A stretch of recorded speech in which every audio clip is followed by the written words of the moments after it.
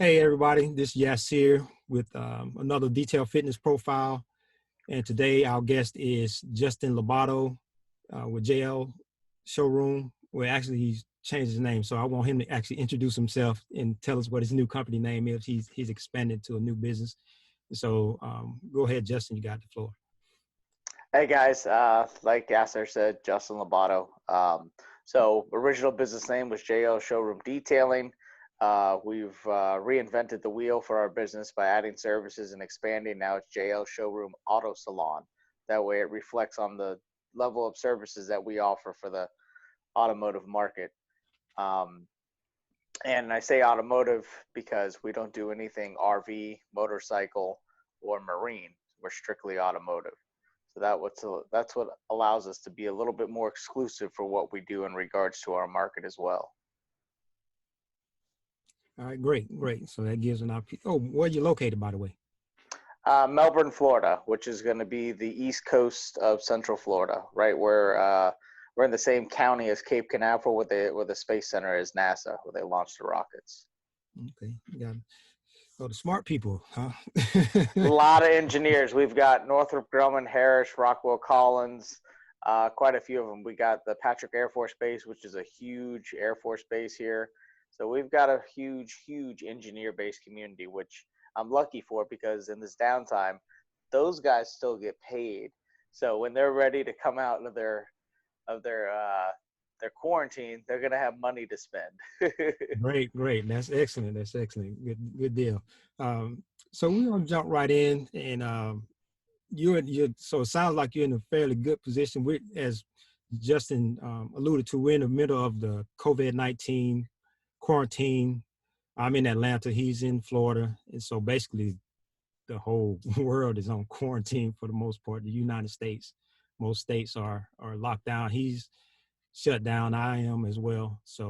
Um, so how are you managing during this time? Matter of fact, Well, Florida was kind of on the back end of a lot of the regulations. We were slow adapters to it, and it's not our fault. It's not the government's fault. He just mainly took a lighter approach, instead of just shutting down the economy. But not last Thursday, but the Thursday before, we were officially shut down. Is when he made his order for the whole non-essential and non-essential stay-at-home order.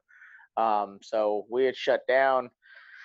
And leading up to that, everything was fine. A lot less foot traffic, but the schedule was still booming. We still had big jobs coming in. We still had people, putting money down for deposits. And I've still been getting some phone calls, but definitely notice a huge drop in traffic, both on people walking in the door for our storefront and for the phone calls. It's just, everybody being at home and not with uncertainty of what's going to happen in the next 30, 60, 90 days. People are holding on to their money, which I get it. I understand. But there's still traffic on the road for us here. I see traffic like crazy still. Like it's not as bad as it normally is, but it's almost like, wow, there's not a whole lot of change when you look at the actual traffic going by. And that's all based on the time of day. But I've just been managing. I've still came in a couple days last week and even a couple days this week where we've got some longtime customers that have gotten brand new vehicles. So they wanted to have a coating or paint protection film put on, and those tickets are well worth coming in for the 2 or 3 days on a vehicle that I don't even have to do a major consultation with the client. It's mostly over the phone. They're already happy with us. They've already had previous services. So it's more about picking the options of services that best fit them, which we could do over the phone because they're already familiar with what we do. And then they drop off the key. I actually have them put it in a towel that has disinfectant in it. And I rub the key. I'll put it in a plastic bag. That way we have the vehicle and we could work on it. We're not inside of it really, other than to drive it around. And that's it. Just kind of working low key under the radar of having to shut down. But everybody's different in that aspect. Everybody has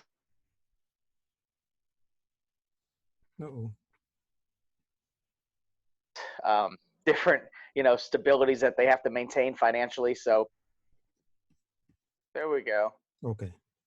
Yeah.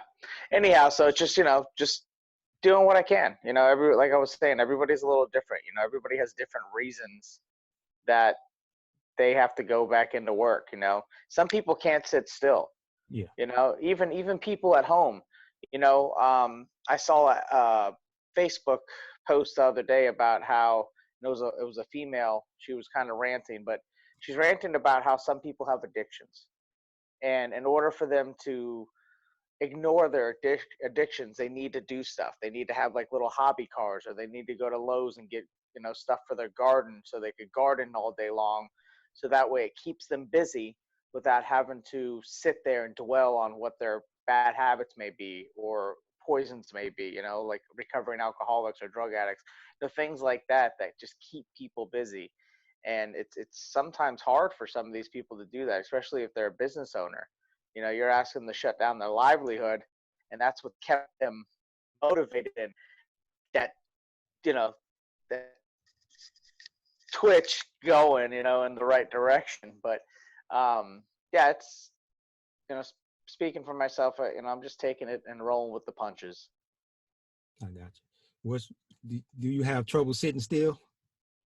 Sometimes, I think I have a hard time not being at the shop. Um, I I love being home. I love being with my wife and my daughter, but just something about being at my shop. It's been almost 12 years in this building, and the crazy or ironic thing is I actually have even more history in this building from early 2000s. So I mean, it's been almost over 15 years. Let's see, 15. No, I would say, where are we at, 2020? Yeah, I'd say about 16, 17 years of time in this building. So it's been quite a ride in my life and a big part of my life. So yeah, it's hard to step away. I Yeah. get home, I start doing stuff, but I try not to, because I try to spend time doing other stuff with like my wife or my daughter, whether it's in the front yard or going to her mom's house. We can't do much. So so so far so good. Okay. When you're at home with you say you're out in your yard and things with your family. So, how many, what are you doing to keep your wife, your wife or your child, your daughter engaged with, as you when you're at home, I know they get restless because they're used to moving around, probably getting out the house, during the day, maybe. Um, she has a lot of toys. That's one thing. But two, my wife bought a huge slide on Facebook Market, and it's like a water slide, and it's those kinds. It's like a small version of the big ones you rent, but it's made out of that same like canvas material, that really rugged material, and has a big old blower on it. So she sets that up in the front yard, and my daughter will be out there for 2, 3 hours. We'll just lather her up with sunscreen, and just she'll play and play. And then she has a friend across the street that's a neighbor friend that they have a son that's about a year older, and they're like best buddies. So he'll come over, and it gives her something to do. Yeah, And if not in our front yard, then my wife will go to her sister's or her mom's house where there's other kids. So it works out because we have that availability, versus being stuck in the house. But when we are, Netflix and toys and just the basics. I mean, there's not much. I got you. Now, for yourself, what are you doing just to, you know, looking at you just in general, not, most people see, okay, yeah, he looks like he works out, takes care of himself. What do you do on a regular basis just to maintain your health, physically wise, mental wise, and just overall?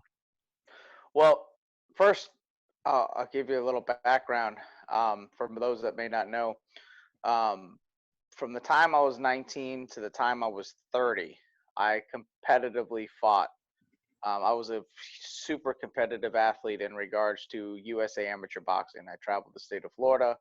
My last 2 years of fighting, I actually ended up getting into kickboxing because I just love stand up striking. I never was into the whole ground and pound kind of MMA thing. I mean, that came and transitioned later into my training. Not my training, but the gyms I was going to. It became a bigger thing. So it became a thing in those gyms. So with that, in those younger years of staying super healthy and so competitive, it kept my body right. So as I graduated into my 30s, and I started to slow down, the good thing is I spent all of my 20s staying so healthy to compete, that it just carried over naturally. So the natural look that I carry, it was from a long time of hard work that has stuck with me, because a lot of it was calisthenics, and it was not heavy weights. It was low weight, high rep, because I had to work on reflex muscles. You know, when I was able to be out there and pop jabs out, I couldn't just go into the gym and start handling major weights, because it slows down your reflex muscles. It makes them tense. So now they have no snap to them. So for that reason, a lot of calisthenics. And I tell you what, calisthenics can get you looking lean, can get you looking ripped. They're your everything. You don't really need big weights. But I think that contributed to where I'm at now with health, where I can maintain it easily. So relevantly, it's just eating well. I have this program I got with called Visalis, and they were meal replacement shakes, but they're meal replacement on either end, whether you want to do it as a product to bulk on or a product to lose weight on. It's just more of a healthy lifestyle product and a supplement. And so I do that during the day. I do morning and afternoon, because we have busy schedules detailing or running a shop or running a business. So in the morning, I'll bang that back, grab my coffee, go. And then the same thing in the afternoon when I get busy, I'll slam one of those and I'll go. And that will be what helps me stay in check, because if not, I won't eat. I'll go all day without eating. Try to stay on drinking water. You know, water is going to be a natural filter for your body. So the more you drink of that, the better off you are for your kidneys and just being hydrated overall, especially here in Florida. Yeah. And vitamins, you know, just basic multivitamins, you know, not taking a handful of cocktail vitamins that you just go and randomly grab, but like actually buying quality vitamins and just keeping it simple. I take a regular multivitamin from a product called Now. I get it from a website called healthstar.com. They have every brand on there, which is cool. It's like the auto geek of of vitamins. And yeah, I just take those, and I take some recovery ones that have like zinc and stuff that help the immune system. And I've always been pretty healthy. I don't have a family background of any health issues. Same thing with my kids. They have always had super strong immune systems. So it's worked out to our benefit in regards to that. But I think my proactiveness of doing the right thing has contributed to that. Now in the evening, that's where I kind of screw up, because then dinner comes and I want to eat what I want to eat and as much as I want to eat. And I could be a big eater sometimes, you know. Right. I'm the kind of guy that may get kicked out of the buffet sometimes. So, so I have my poison right there, because I'll put on weight for that reason. But the key is catching it, and then cardio. Cardio will kick butt when it comes to losing weight. You know, you can eat right and you can do all these meal plans, but cardio is where it's at when it comes to that kind of stuff. If I ever want to cut, I just do that. I just start hitting the streets and running. And I could run forever, because you know how that is. I mean, you get to a point, whether it's military based or, you know, that kind of training when it comes to competitive combat fighting, Yeah. running is like key, you know. Yeah. And same thing with military PT running. That's like Yeah. number one formula to everything. Yeah, you get in the zone, man. And You do, and you just go, and then you feel your legs where they're just doing this, and you just don't stop, because the momentum won't let you stop. Yeah. Next thing you know, you're past your mile mark, you're into 3 miles, and you realize you got to turn around. Yeah. And you're like, oh shit, it was good getting there, but damn, I'm just gonna Uber back. Yeah. But that's about it. I try to maintain, you know, like before the big shows such as like SEMA and stuff like that, I'll get super serious. Only for the fact that I want to be able to fit into clothes, you know. I mean, as I'm 37 now, and you know, 20 pounds makes a big difference from the regular daily clothes I wear to putting that 20 pounds on and then going to put those shorts or pants on and being like, oh man, I can't go to a show like this. Because the worst part about it is, let's just say I said screw it, right?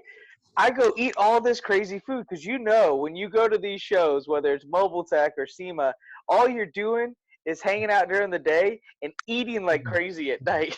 Eating. Yeah. There's no rhythm to it, you know.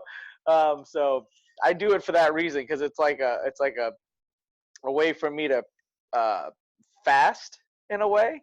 Because I will do a fast too. I do these cleanses that will give me either 3 days or up to 10 days sometimes, and that way it helps reset my metabolism. Then I get on it hard, and then of course leading up to it, I'll drop an easy 20 pounds within, gosh, 5 weeks. Okay. Oh yeah, it's not hard to do if you put your mind to it, bro. I had a diet I had to do once called the lemon diet, and this was back in, I want to say, 2007, and it was a gallon of water, jug of water, with uh, grade B maple syrup, which grade A is common, grade B is hard to find. I don't remember what and the why, but it was grade B, cayenne, and a boatload of lemon juice. And Hmm. I would go through 1 to 1.5 of those a day, and that's it. No solids. I did that for 30 days. Bro, I cut 35 pounds in 30 days. Or Yeah. 34, I'm sorry. Yeah. Yeah. Um, That's a lot. Wow. yeah, yeah. So it can be done. If people are struggling with weight, it's just that motivation, even if it's just a couple pounds. But yeah, no, that's my overall daily grind formula throughout the year. Right. Now, as a business manager, business owner, I understand you have people, you have staff that you manage. What when times are better, you have staff on. And how do you maintain just your sanity? Keeping people in order and just kind of de-stressing. When things get tight with the staff. Um, it's weird for me. I don't really get a lot of stress. I don't know if it's from my earlier years in life of dealing with so much and putting myself through so much negativity that once I got past all that, especially with fighting, that I found that things are just what they're going to be. You can't. There's a lot of things you can't change, and the things you can, just try to manage them the best you can. Okay. That way, I don't have things that weigh on me that are unnecessary, or negativity that's unnecessary. With employees, I try to find people honestly, which I know it's hard, but I've been blessed to find one with the detailing. I have 3 employees. One of them has been with me for almost 8 years off and on. That's a long time. He started when he was 17. Now he is 25, going to be 26. And he started when he was young, and he was with me off and on throughout the years. I've had some ups and downs with him, but for every down, he's learned from, which is good, and he doesn't duplicate it. The other guy I've had who's been with me for almost 5 years this month, he's actually been able to go to the Barrett Jackson shows with me under Mothers, and actually hired through Mothers to work the SEMA show as well. So he's been Mhm. able to get involved at an industry level. Yeah.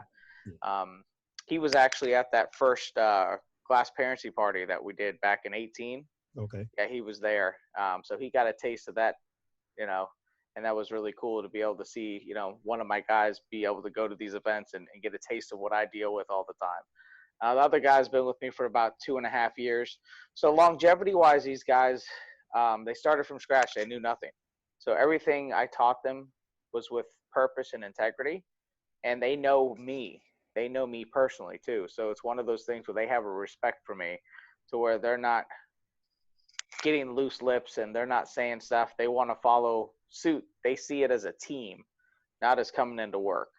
Yeah. Same thing with the window tinter I retained from the old business. He's an older gentleman. He's been tinting for almost 20 years, and we had mutual respect because he had been in the building for so long that when I brought him on, it was the same idea. He has a family. He's mature.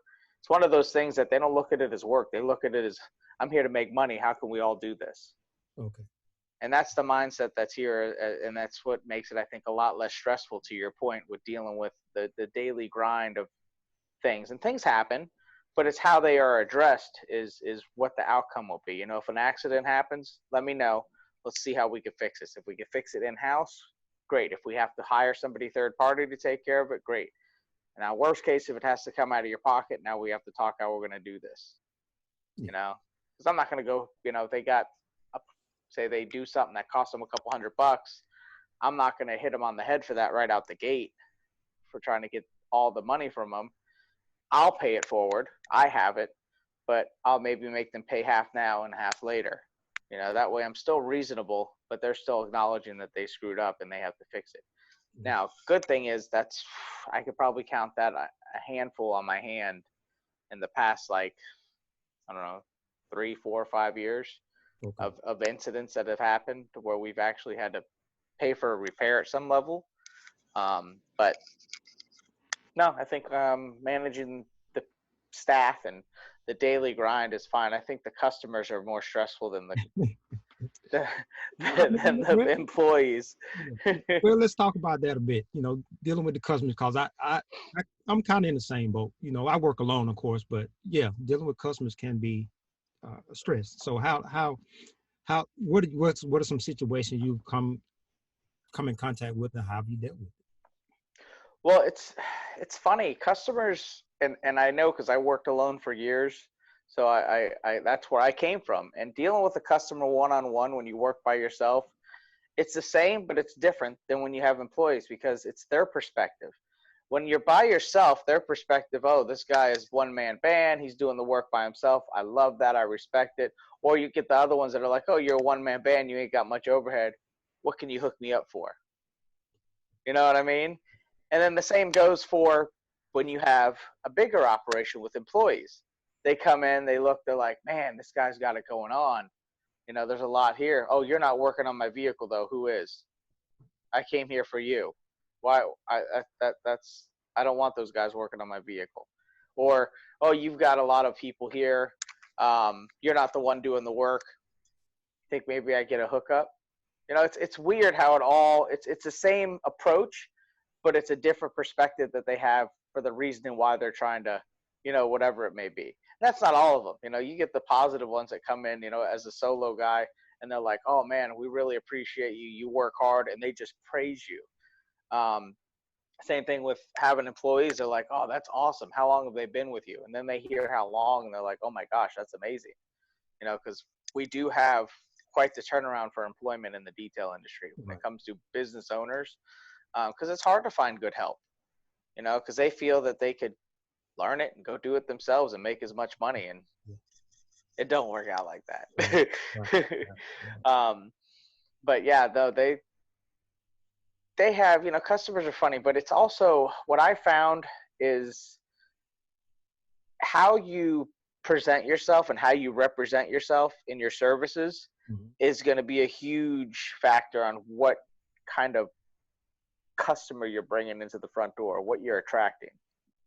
You know, because there's that, I hate to say it, but there's the lower level, lower income customer that wants everything. They want the steak level service for the hot dog prices. You know, the Rennie Doyle comment. Yeah. And they do. And Yeah. they come in because they feel they're owed everything. And they come in with vehicles that never been taken care of, you know, or they got a vehicle that's never been taken care of. Now they want to take care of it, and they heard all these wonderful things about what can be done to a vehicle, but they don't know about pricing.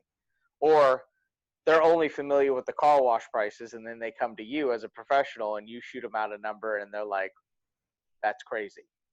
And I'm like, no, that's what everybody's paying. You're just the first time. This is just the first time for you to ever really know what goes into it. Yeah. So there's the headaches with that, but it's just educating them.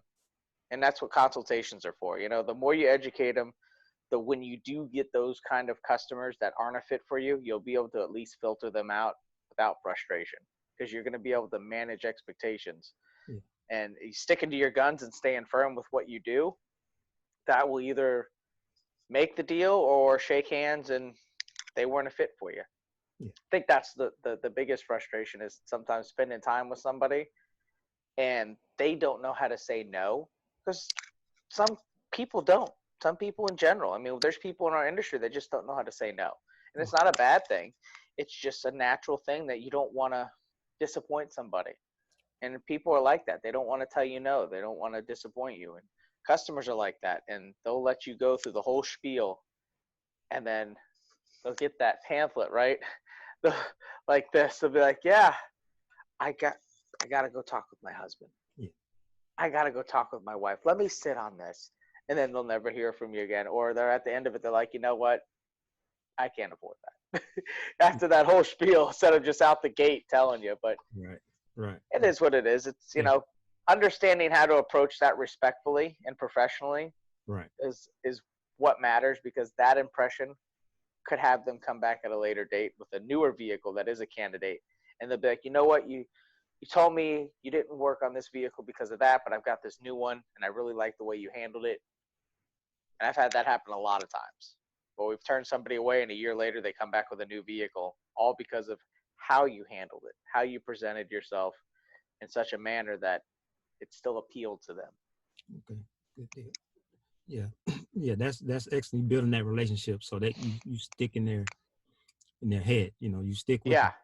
Yeah, but you know what I mean. As far as like when you're a one man band, it's weird how the perspective is. I've seen it change in the past almost 12 years of being in business now, going from one man band to having a helper to having two helpers, and some people, it's weird. Some people see you grow, like, oh, you're getting big, and they say it sarcastically, almost as if you shouldn't grow, And grow. Yeah. and it's like, Yeah. I've lost customers because of that. Wow. I don't know why. I grew and they're like, oh, if you're not touching my vehicle no more, then I don't want to bring it to you. Like, well, for the past year, I haven't touched your vehicle and you didn't notice the difference. And then they don't know what to say. They give me that look like, oh shit. Yeah. One of the things I have a relationship with other detailers, and one time, a long time customer, we don't do business anymore, but I sent someone else to her house because I couldn't get to her. And she was like, I don't know that person. I was like, if I send somebody to you, I trust them. I wouldn't send anybody because I know how you are. So I wouldn't send anybody to your house that I didn't trust that they're going to do the right kind of, the work that you need to be done. And then she was Yeah. like, oh, And on the customer's defense, I don't think that they're discrediting us. I think that it's just a common factor of everybody that knows a guy. yeah, Everybody has, oh, I know my brother-in-law or my brother or my cousin or my friend, or, my wife knows a coworker that knows a guy. One of those scenarios, it's always somebody knowing somebody, not knowing what the true value that person is bringing to the table is to work with you as a professional and us. When right, we refer somebody, we only want to refer somebody that reflects on our level of right. both customer service, and craft. Which the customer doesn't know that, unfortunately. And I found that's just the case. They just assume that you're just giving them here, I know a guy, Right. Yeah. And that's not the case, because you No. like you said, you want somebody that's going to reflect your same level of service. Yeah, exactly. Yeah. Yeah. Switching gears a bit, what about in terms of mental, reading or escaping from the detailing? How do you get away from the detailing? Just get your mind, just settle yourself. Because I know we can always, as business owners, we're always thinking about the business, what can we do, do better? What can we change, or what, certain things. So how do you get away from it all? Um, it used to be when I was in the gym, when I would compete, that was kind of my outlet to take my mind off of it. Um, when things really started getting heavy for me on the industry side in 2014, when I dived in, 2012 was really my last year competing. So I had 2 years of focusing on my business and then getting involved. And then once I did, um, to be honest with you, I haven't really taken any mental breaks from it, because I just feel like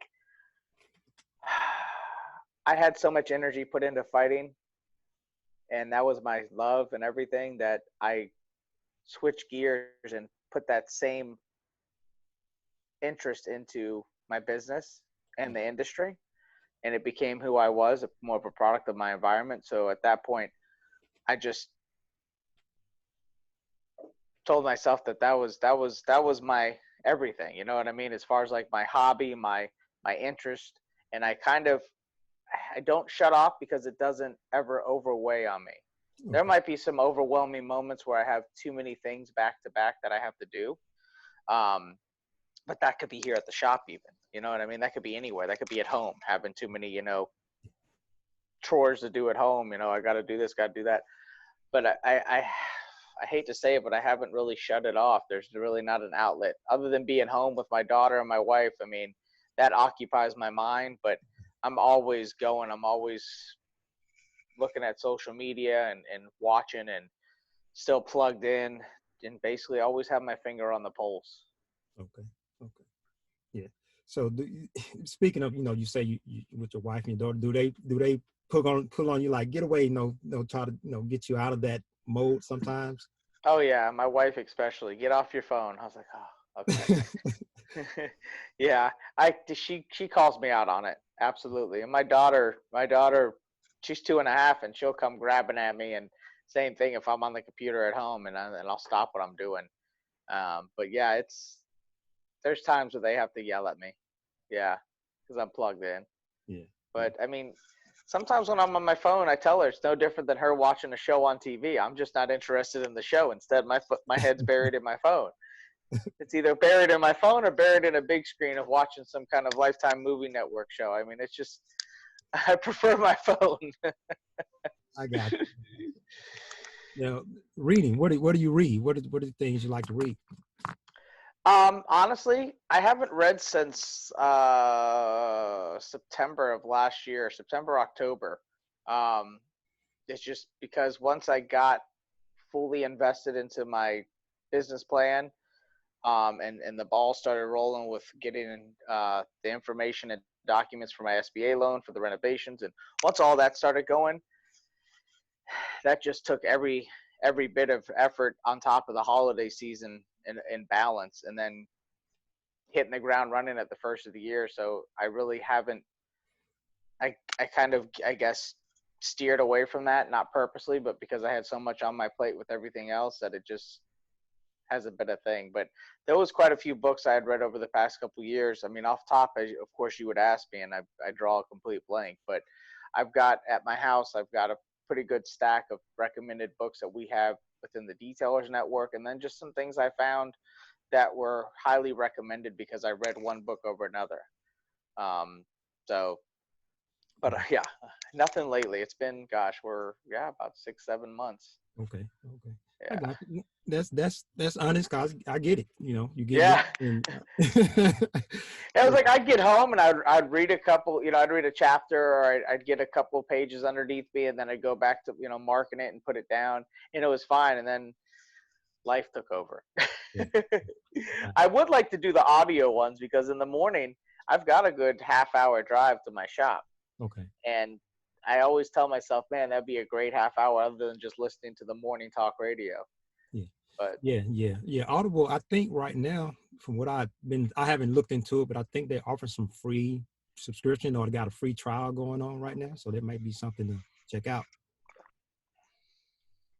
yeah, that's I should check that out because there's some things I want to catch up on, and that would help definitely in the morning and the evening when I'm going home. Yeah, well, we're going to close this out. So if any last words, how can people get a hold of you if they need to or want to reach out to you? You could reach me on social media for Justin Labato. You could email me at justin@showroomdetailinginc.com. Um, yeah, any of those. And then, of course, my phone number is also on my social media if somebody wants to get that and text me.